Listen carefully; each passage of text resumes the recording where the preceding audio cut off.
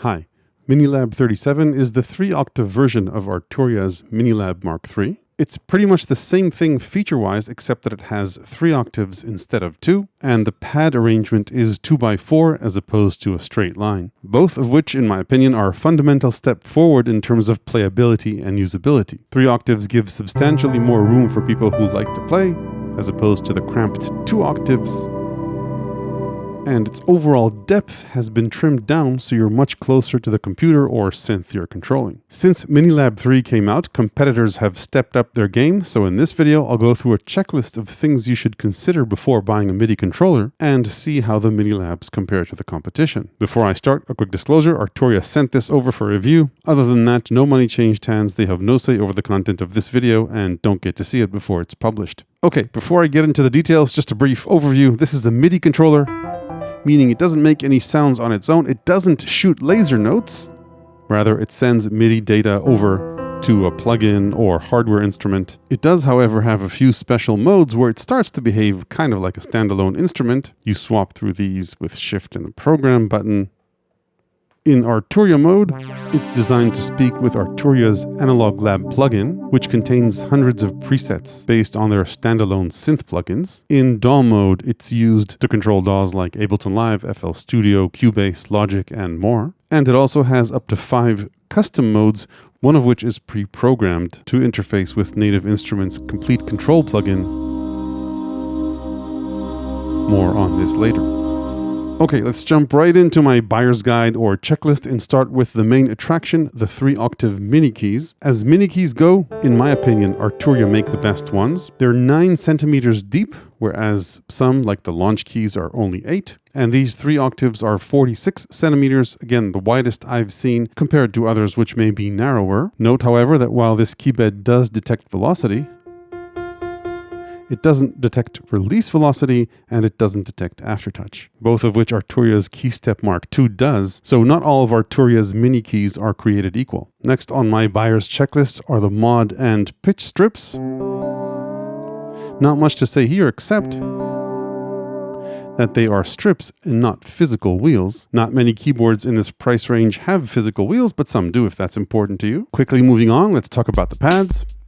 They are both velocity and pressure sensitive. Competitively speaking, I would call them Goldilocks in the sense that they're not as light to the touch as Novations and not as firm as Akai's. As is hinted by the labels on the pads, they also have multiple modes, so you can use them for drums in 2 banks of 16 pads, or based on the program or mode, they may have different functions. For example, you can use them to launch clips in Ableton Live, or for transport.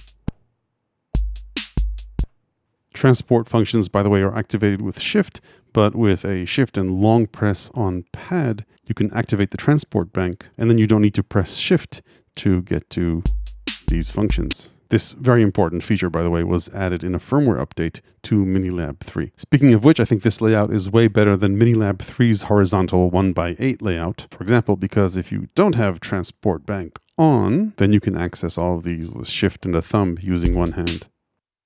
And then competitively speaking, Minilab 37 has only 8 pads, and even though you've got 2 banks, that's less than, say, Novation's launch key with 16 individual pads, which means more drums accessible at a time, and twice as big a view into Ableton's grid. Okay, let's continue our tour and checklist. Front and center in the middle is a small OLED screen. On the one hand, it's better than controllers without a screen at all. However, it is of the smaller screens I've seen. It's only got room for 2 lines of text. Alongside the screen is an endless detent push encoder, which has different functions based on the mode you're in and whether you press Shift or not. Moving on to the knobs, they are endless smooth encoders as opposed to some competitors which have pot knobs. Personally, I prefer endless encoders because they're never in the wrong place as you change whatever it is that you're editing. Not all endless encoders, by the way, are made equal. I think the control here is excellent, meaning that you get fine-tuned control when you want it, and if you want to make quick sweeps, those happen fairly easily too. Moving on, like Minilab 3, the 37 has 4 faders, which is a rare thing for this category. They're not motorized, and that's expected for the price point, which means, for example, here they're used for track controls as you move from track to track they're not going to be in the right place. If you don't want fader parameters to jump as you move around, make sure to set your DAW to scale or pickup mode as opposed to immediate. In DAW control mode, by the way, they control volume, to sends, and pan.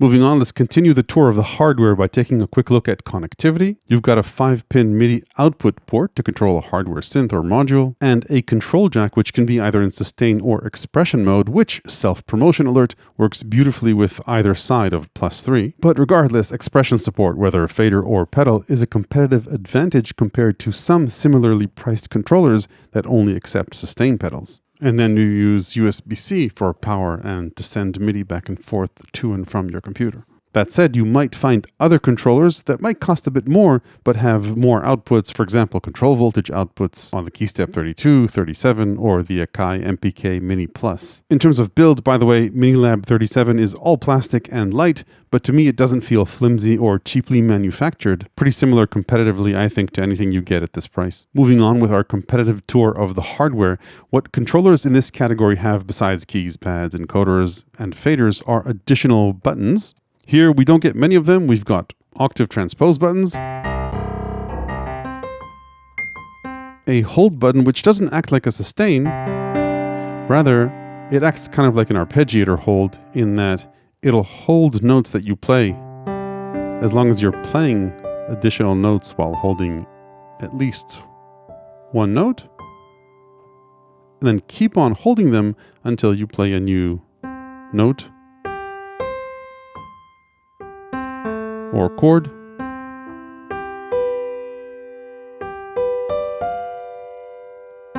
or release the hold button. If you want behavior similar to a sustain pedal, you'll need to hook up an external pedal or button to the back. Then the final button is a shift button. This lets you select the active MIDI channel by pressing it and holding one of the keys as labeled here, and access to additional functions as labeled on the pads and buttons. Competitively speaking, in this respect, Minilab 37 is the most minimalist of similarly priced keyboards. On others, you might find dedicated transport buttons, additional DAW control buttons like undo, a dedicated arpeggiator button, capture MIDI, which is important for Ableton, and so on. You could, by the way, map some of these functions to a new custom mode, but that obviously doesn't compare to just having everything on the panel somewhere. Okay, so that was a competitive overview of the physical hardware. Let's take a look at a category that's been evolving significantly in recent years, and that's the built-in brains of these controllers, meaning what they can do regardless of external software. The first such built-in feature is the arpeggiator, which you activate with shift and long press on ARP, and then the 8 encoders control these 8 features. You turn on the arpeggiator with this encoder. You've got control over rate and relative time division, and then the mode, so up, down, and of course we can hold the ARP. So there are a few basic modes.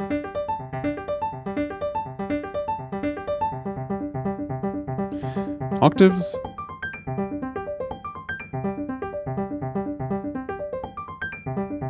And sync. Gate length. Swing. And that's pretty much it.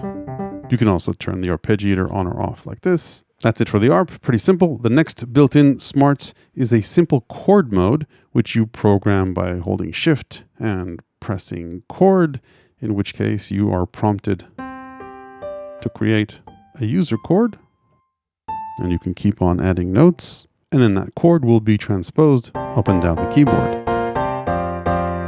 Competitively speaking, by the way, other competitors have substantially smarter chord modes or more powerful chord modes. For example, user banks where you could program each pad to launch a different chord, or like on Launch Key, factory chord banks. The final bit of onboard smarts Minilab 37 has is up to 5 custom modes. The idea is that you can program each encoder, fader, and pad to send custom CCs, NRPNs in case of the encoders, or in the case of the pads, notes, program changes, and even HUI transport messages. Competitively speaking, a pro here is that you've got 4 faders in addition to the 8 knobs. However, you can't program the pads to send keystrokes like you can on the launch keys. There's no way to program these modes on board. You need to do it using Arturia's MIDI control software, which is my preferred method anyway. I wouldn't want to be editing all these parameters on this small screen. The idea is that you choose one of 5 device memories, press the pad, encoder, or fader that you want to program, including, I see, the screen encoder, pitch and mod strips, even the shift button, apparently. Anyway, the encoders can send CCs or NRPNs.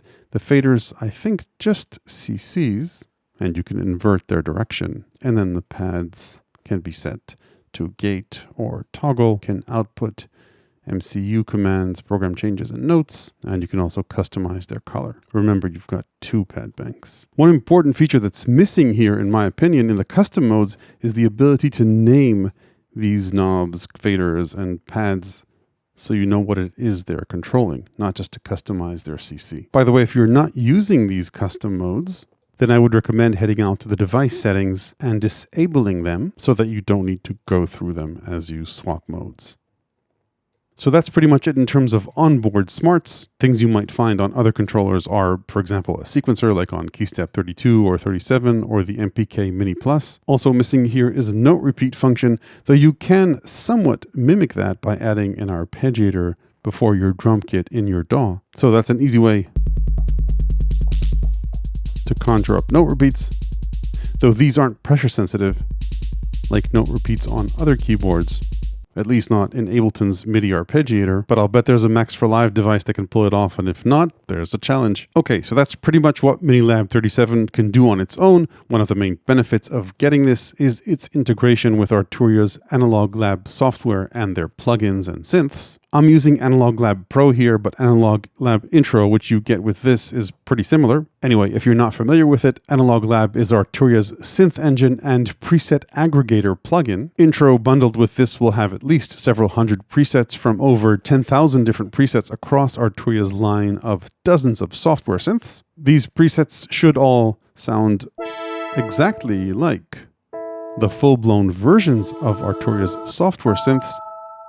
You don't need to own the actual synth plugins to play these presets in Analog Lab. The trade-off is that rather than controlling all of the synth's specific parameters, like I can here because I own this version of the plugin, you get just these 4 basic sound design macros, 4 additional effects macros, and then these 3 EQ controls and master level control. And as you may have guessed, these macros all map to the physical controllers on Minilab 37.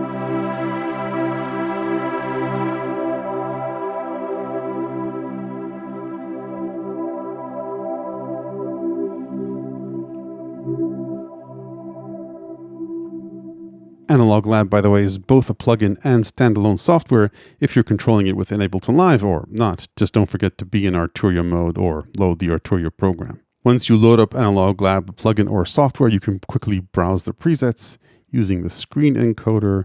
You can see their name here or on your computer screen, then pick a preset. By pressing the encoder, a long press will favorite a preset. Let's undo that. And you can browse categories using Shift. So now we're only choosing from piano presets. You can drill down further by holding Shift and pressing again. So now I get only acoustic grand pianos.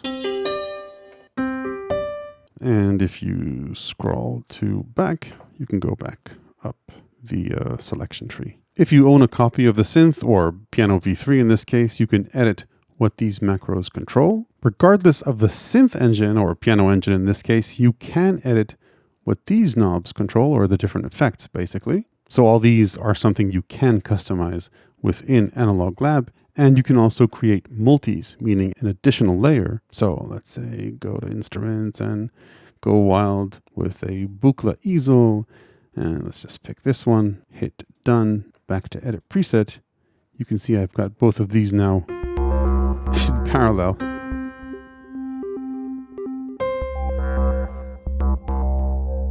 I could swap out these effects. Let's say add a distortion here and increase its mix, increase the delay, reverb, chorus, and of course do all that using these knobs. Okay, so that's how you control Analog Lab. We talked about DAW controls, in this case Ableton Live. Minilab 37 has integrations with Bitwig, Logic, FL Studio, and Reason, as well as MCU, Mackie Control Universal Protocol, which is a standard DAWs like Pro Tools use. Arturia has a separate PDF you can download for each of these DAWs, so check out those to see how Minilab 37 would work with your DAW. In Ableton Live, you move between the different tracks with shift and turning the screen encoder, and you can hop around between different scenes using this encoder without shift. As you can see, I'm moving around that little 2x4 cell grid as I scroll along the project. And if I had clips in these, then these would be triggered. If not, you can trigger recording into the clip grid. Transport works, like I mentioned earlier, either with shift, or I can fix these to transport with a long press on shift and pad. In this case, by the way, beside transport, we've got a tap tempo, and we can turn loop on and off. So basic DAW controls. A few other Ableton Live features: you can launch entire scenes by pressing this encoder down. This is empty, so we won't hear anything. We move between the tracks using shift in the encoder, and pressing down on the encoder will arm or disarm the current track. Besides launching clips in the B mode, these pads can launch drums or triggers in Simpler. They just send out notes. I don't think there's a way to transpose which notes these pads send in DAW mode. If you want to use both banks, just move into another mode, say to Arturia mode. In Ableton Live, the encoders will control the first 8 parameters in whatever is the active plugin. You can't move beyond the first bank of parameters, and you can't swap devices using the controller, but you can obviously with a mouse, and then you'll be controlling whatever the first available 8 parameters are. Finally, as far as the faders go, like I mentioned earlier, you've got control over track level, the first 2 sends, and panning. If you want to control more parameters, by the way, they're not available in the default DAW mode, but you could always create a custom program or mode and then manually map the pads, faders, knobs to whatever parameter you want in your DAW or in Ableton Live using the MIDI learn function. In Ableton Live, Record enables overdubbing in session mode, and in the arrangement, regular recording. And if you're in the arrangement view, you can zip around the timeline using this encoder. Moving on, the final bit of software integration and bundle you get with this controller is a basic, simple integration with Komplete Kontrol by Native Instruments. If you're not familiar with it, this software is kind of like Native Instruments' version of Analog Lab, meaning it's a single plugin host that gives you access to all of that company's content that you have installed on your computer, as well as any plugins from other companies that are compatible with the NKS standard by Native Instruments, which includes plugins by Arturia, by the way, so this is kind of like a plugin inception. If this custom user mode didn't come installed with your controller, you can head out to MIDI Control Center and just drag this template onto any one of the user slots you want. And the control you get over the Komplete plugin is using the pads, these 6 pads, and the encoders. Now, unlike the integration with Analog Lab, the pads and encoders aren't labeled, so you'll have to poke around if you forget which pad or knob does what, and you won't see the parameters the knobs control, at least not in this version of the integration. Anyway, these 2 pads go back and forth between presets using the filter you currently have active, so it might take time if you're loading up an entirely different plugin every time. But if I were to narrow down to a specific plugin, for example, let's go for duets, then in this case, moving between the presets is much faster. Anyway, once we've selected a preset, then these knobs control 8 parameters at a time. And if we head on out to this tab, then you'll see what they control on screen. And as you can see, there are multiple tabs available, and we can tab through the parameter tabs using these 2 buttons. So now we're controlling these 8 parameters, and now we're controlling these 8 parameters, and you'll forgive me if I don't know what they do, but yeah, that's how you go back and forth between the groups of parameters. Last but not least, these 2 buttons let you select which plugin you're controlling in Komplete Kontrol's chain. So in this case, I've got 2 plugins, and I move back and forth like this. So now I'm controlling whatever parameters are mapped into here. So this integration is nice. It's not as nice as the integration that you've got with Native Instruments' own controllers, where, for example, you do see parameter names on screen, or you've got dedicated labeled buttons for all these functions. Then one final word for the Arturia integration. If you've got a regular Arturia plugin loaded up, then this speaks to it as well, even if you're not within Analog Lab. Okay, this is the section where I typically talk about pros and cons for Minilab 37 in this case. Now, I actually went through the pros and cons of every single feature throughout this video. I'm not going to repeat that here again. So if you just skipped to this section, please watch everything before making a decision. However, if I was forced to summarize things, I'd say pros for Minilab 37 are first and foremost the excellent quality MIDI keys, encoders, faders, and decent pads, as well as the bundled Analog Lab software and how seamlessly the two work together to control the various plugin parameters. This keyboard excels obviously at working with Arturia's software, so if you wanted a computer-based version of their Astrolab 37, this is pretty much it. And it has a pretty decent DAW integration as well. On the cons side, I'd say that if you are willing to accept a different controller with a lower quality mini key keybed and didn't care for Arturia's synth content, I'd say the Launch Key Mini 37 has more onboard smarts and a better integration with Ableton Live, and the MPK Mini Plus has more onboard buttons and features, including physical pitch and mod wheels, a proper sequencer, and note repeats. Overall, I think that if you're always going to be alongside a computer, this is an excellent choice, subject to what I mentioned earlier and throughout this video. But if your focus is making music with hardware, there are better options, like even Arturia's own keysteps or the other options I mentioned earlier. So that's it for Minilab 37. There are full MIDI controller, synth, and Groovebox buyer's guides in my ever-expanding book of electronic music ideas, tips, and tricks on my Patreon. Hit like if this was useful. Don't forget to ring the YouTube bell below if you want to make sure you don't miss the next one. Thanks for watching.